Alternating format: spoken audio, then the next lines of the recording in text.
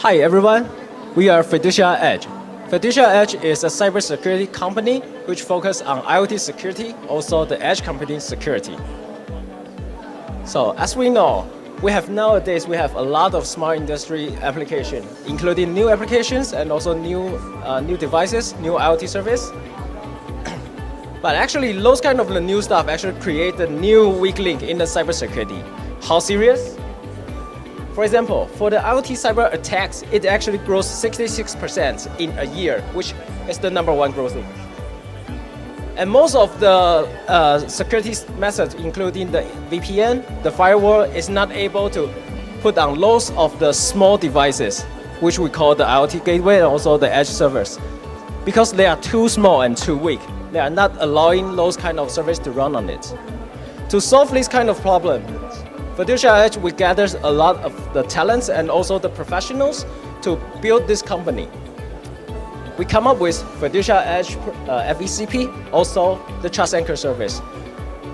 To not only, for FECP is a middleware to protect the edge computing service, and for the Trust Anchor, it's a service to protect the IoT service. We can not only secure the system for the security, but also we can achieve the data privacy, which is allowed us to fulfill the GDPR compliance. For FiduciaEdge, our things can run on mostly all the mainstream hardware platforms. And if you don't have platforms, that's okay. We can provide the total solution, including the hardware, also the software. We have already input our technology in a lot of the national construction, including for governments and also for the big companies, including Taiwan and Hong Kong's smart lamppost, the highway monitor systems, the roadside parking units, a lot, including the smart manufacturing, edge AI, also the hospitals. So for Fiducia, we are not only the follower of the standards. Instead, we are the leadings of the standards. Also, we have a lot of the great and strong business partners in Taiwan and also in the global countries. And we are hoping for your enjoy. Thank you very much.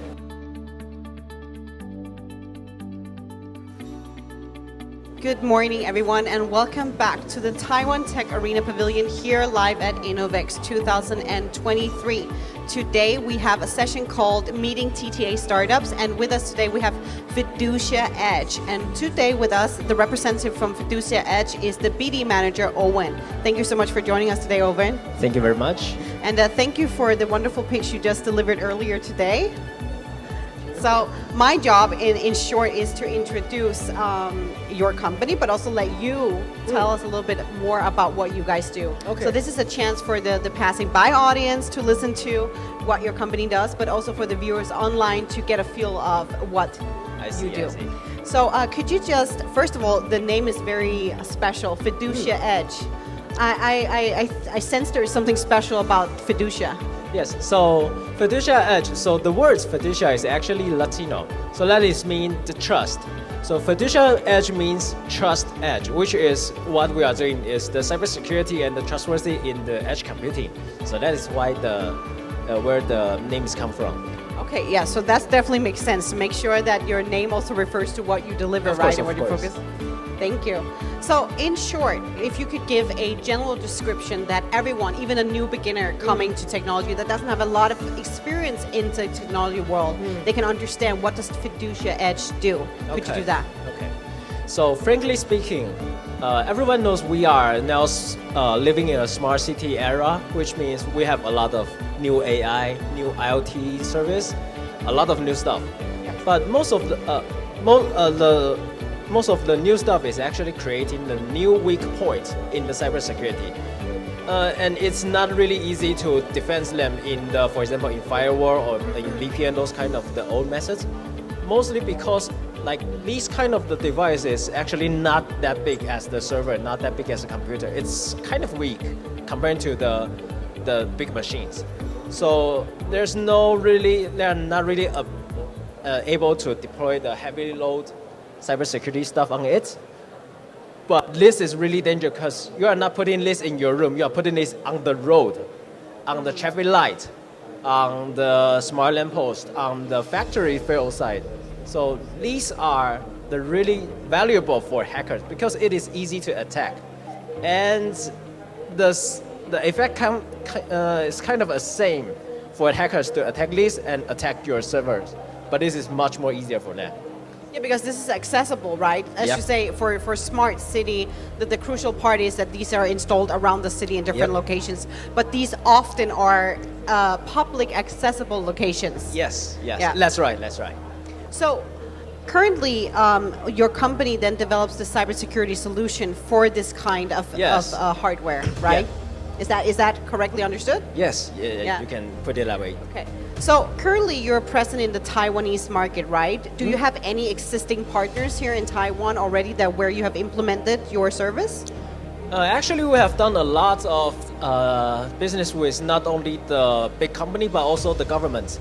I think some of the people know that behind the Taipei City Government Hall, there's a project named 5G, Taiwan 5G Smart Pole Standards, which is actually the Taiwanese version next generation of the smart lamppost.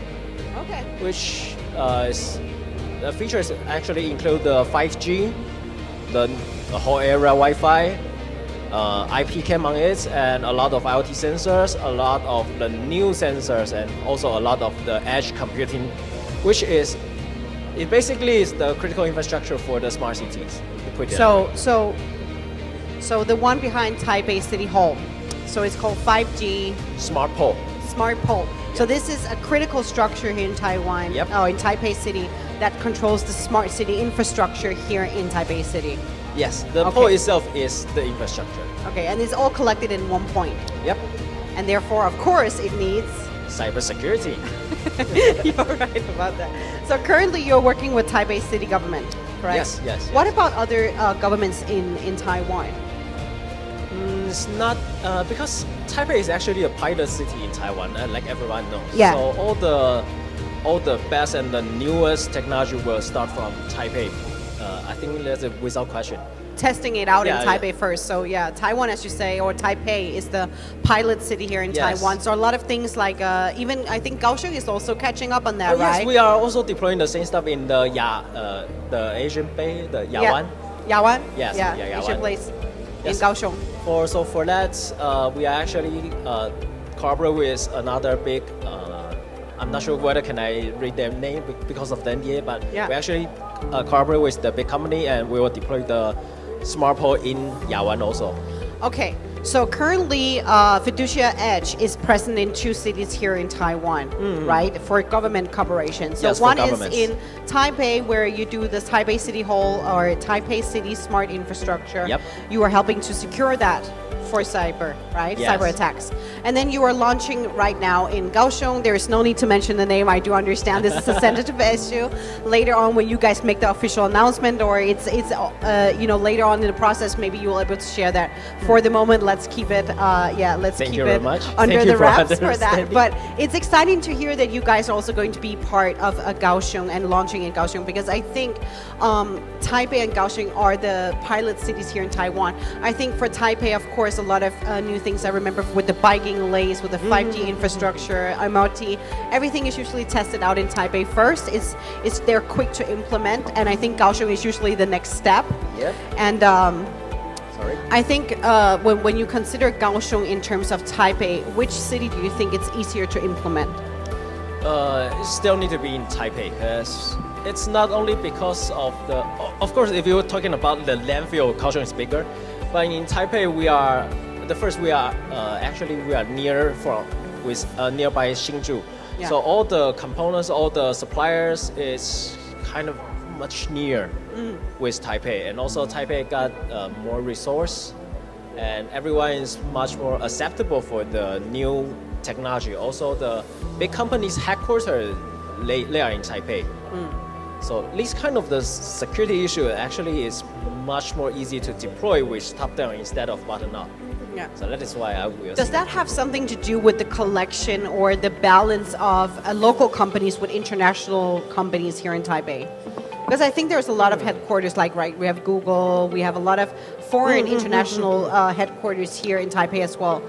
That is a good point, actually, because we know that there's a trend in the international industry we call the clean cybersecurity supply chains, which means we have in Taiwan we have a lot of the big company, they are exporting their products to the global markets, but their customer will start asking them to empower to improve their cybersecurity on their products. For example, the IPC company, the network company, most of their customer will start to ask them. But because a lot of Taiwan company, we actually provide hardware, so it's not easy for them to come across to cybersecurity. So that's why. Yeah, no, I understand that. So the point is, a lot of international customers or international companies now have a requirement for their suppliers or for their supply chain as well to secure that against cybersecurity. But as Taiwan have been for quite some time, hardware-based, software-based. It's about this kind of component manufacturing. So it can be harder for you to secure that, right? Is that because of the nature of the field? Like hardware is just by nature harder to secure? Yes, by nature, because first, the computing power is weak, which means there's no spare computing power for the firewall, VPN, those kind of the IT security stuff. Yeah. So that's the first one. The second one is those of the device they will not put in the server room. They will not be guarded by people. They are just spread everywhere. So and third, those devices actually often be imported with some unknown device. For example, the camera from China or something like that. Okay, so to say that no matter where the components come from, sometimes in Taiwan, it's not the first stop in the supply chain. So let's say we have a hardware company who gets their parts from another country. They get some of their parts from another country, then assemble here and add on new components and then send forward. It can be hard as the middle part of the supply chain to secure because you don't know where the first step in the supply chain, where the components came from. Is that it? Perhaps I'll have mis-explained it. It's actually for those kind of hardware, it's because we are the software-based company, so it's not an issue for us to secure the unknown devices, as long as it has some basic requirement. For example, you need to at least get a CPU, right? Yes. Okay, understood. So, first of all, I think it's always interesting, even though I don't necessarily think you mis-explained it, but this is what we always like to also encourage startups to do, is to have a talk with people who are not necessarily an expert in what you do, because they tend to ask questions that people will think, oh, but that's given, right? You should know that. But that's the thing. That's what makes it so interesting and makes a company like FiduciaEdge. When you just look at the title, honestly, for someone who's not a technology expert as myself, when I see the title, I get kind of intimidated, right? Secure edge computing solution provider. I'm thinking that's a lot of words in one sentence. Stuff, right? And what does that really mean? And I think that's also the interesting thing, for example, when you go for fundraising, right? Because you will often, people think for a fundraising point of view that the people who are investing in your business are maybe already interested in cybersecurity only, but that's not always the case, right? Yeah, that's not always the case. So you might encounter an investor that actually doesn't have prior knowledge about what you do, but they know it's part of the future and the trend is increasing and they're very interested in understanding it. Yes, actually we have investors from the hardware company.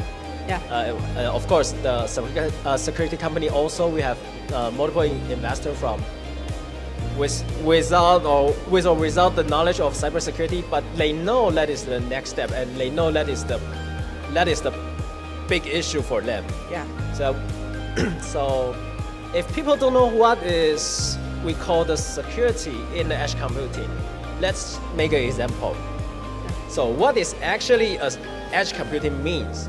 It means the computing process will not go onto your server, will not go onto the cloud. It means it is computing in the localized. For example, the autopilot in the Tesla will not go onto the cloud.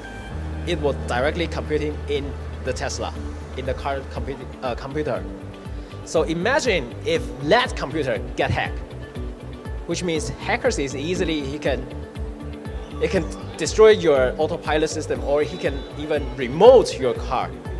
It can hijack, it can even kidnap the drivers when they are in the car.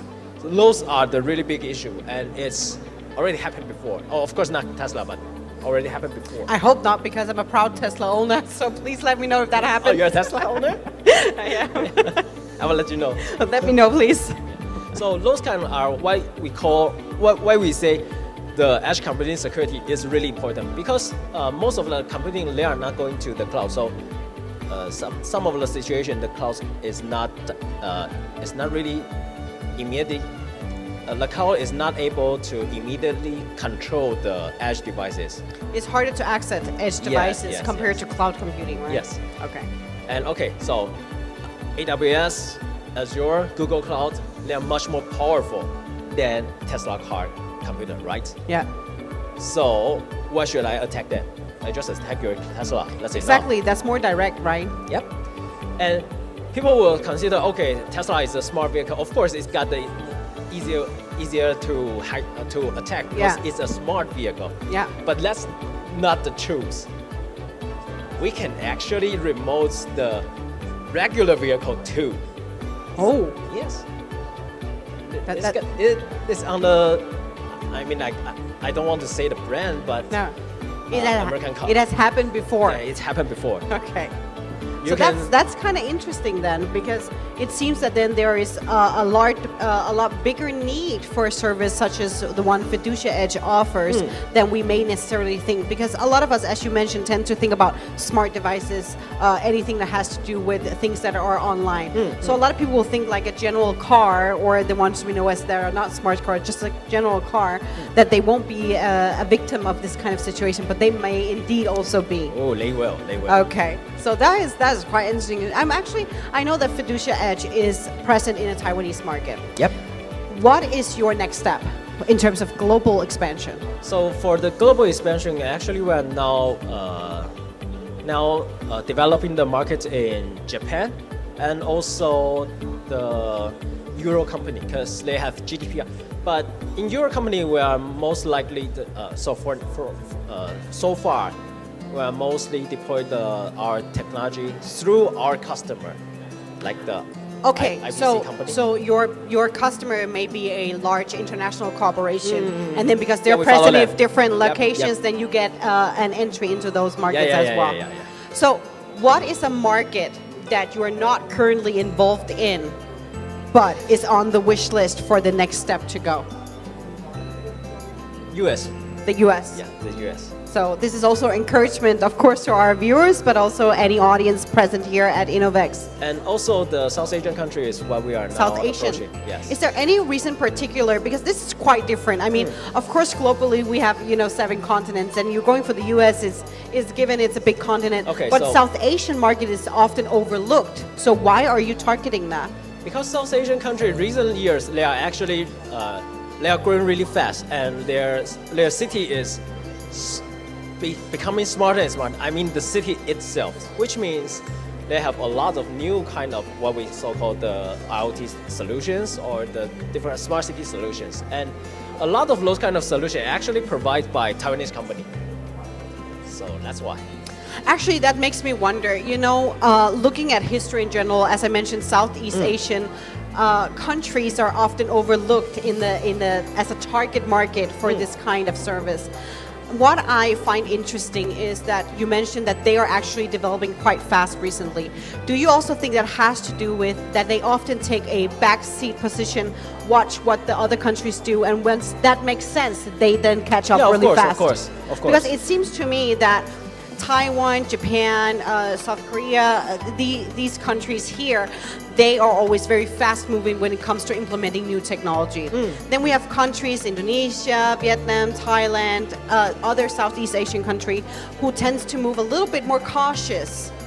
But once they see that the solution actually works, they're not part of the first movement, but they are always very fast to catch up with the second movement. Because they get sample, they don't need to try and error. Exactly, so maybe they have also some smart strategy. And actually, it's much more cheaper and much more stable to buy a solution instead of develop yourself, invent yourself. So for them, it's easier to buy a Taiwanese solutions or Japanese solutions, South Korea solutions, instead of just start doing from zero. The research on their own. Yeah. I think that makes a lot of sense. I wanted to give you a final chance before we round off the interview today. Is there, if you want to encourage our viewers at home or you want to encourage the visitors here at Innovex to come find you, is there something specific you're looking for? Investors or collaboration partners? Okay. Thank you for the opportunity. So basically, Fiducia, we are now looking at the agent in different countries and different markets.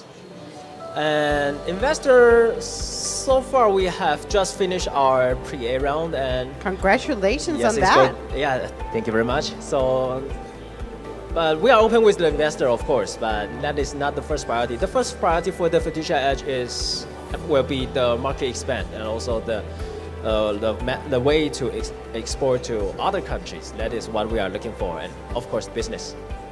Thank you so much, Owen, for sharing that with us. Thank you very much. Before we close up the round here today, I just want to encourage everyone. So no matter if you're a visitor here at Innovex 2023 or at Computex, if you're interested in talking to FiduciaEdge, please come. They're present here at Innovex at the Taiwan Tech Arena Pavilion. But if you're not a visitor and you don't have the chance to visit them in person today, please feel free to look them up and contact them directly. Thank you so much, Owen, for joining us here today. And this wraps our session for today's Meeting TTA Startups here at Innovex. Thank you for joining. Thank you.